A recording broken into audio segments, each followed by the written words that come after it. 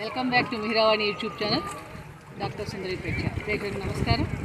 ఈరోజు మీకు మంచి అద్భుతమైన పవిత్ర స్థలమైన మందాకిని నదిలో మనం పడవలో వెళ్తున్నాం. ఇక్కడ ముఖ్యమైన ప్లేస్ చిత్రకూటలో ఉన్న ఈ నది ఒడ్డున 3 ఘాట్లు ఉన్నాయి. ఇక్కడ మనం రఘు ప్రయాగ్ అంటే రామచంద్ర వారు దశరథ మహారాజు పిండ ప్రదానం చేసిన ప్రదేశం ఇక్కడ.